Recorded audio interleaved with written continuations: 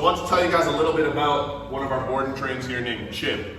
Chip is here on our behavior modification program. A lot of people from the videos that they see we post online might not be aware that we do offer these behavior mods. I'll tell you a little bit about Chip's history. Chip has a bite history, and quite serious bites. He's given someone 18 stitches for. He's given someone 18 stitches, and it happened to be on a holiday. This is actually what we need to understand about dogs like this is that they all have their genetic kind of plateau and potential. So for Chip right now, him just being accepting of my presence, actually taking food and staying engaged with me is huge steps for him. Again, he was very, so you see those little things we're letting slide with Chip right now?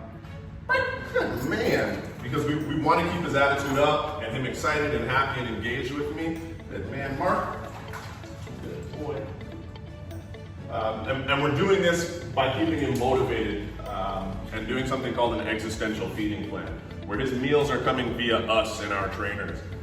We do all of our behavior mods based off of proven scientific methods and theories, not hocus pocus, and we don't use them as sales pitches. What we do behavior mods for is to help ensure that dogs have the best life that they can have, as well as their owners have the best life coexisting with them.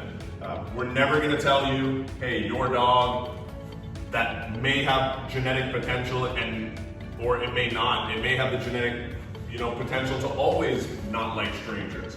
It's not our job. We're not snake oil salesmen, and we're not going to just try and sell you on a $5,000 package, a $10,000 package to say, hey, we're going to change your dog's personality. Mark. Yeah, Good, Mark. So Chip is always going to be a dog that is a little bit more edgy, and that's okay. That's who he is. We can't change his personality. What we can change is what he knows as the appropriate boundaries to behavior. So right now we're using the Mark to do that. Good man. Yeah, good boy. Man, you want to go back on there? Mark? There you go. So that's the kind of enthusiasm that we like to see from them. In week one with Chip with us, there was no enthusiasm whatsoever. He wasn't a fan of any of us being around him, but now he started to understand the dynamic. And again, we're using food. This is his existential resource to him, and we're just paying him. It's plain old kibble that we have in our hands. Good man. So this is just his meal. He might try and get up there and show you. It's just his kibble. Come on, don't knock the camera down. Good man. Mark.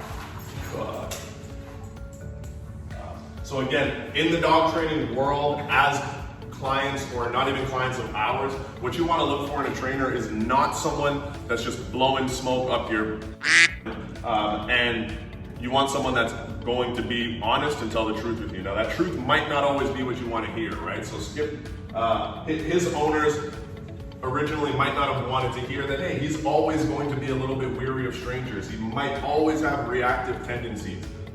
But what we can do is help embrace and bring him to his genetic potential, whatever that may be, and that's going to be different for each dog. So behavior modification or not, good boy.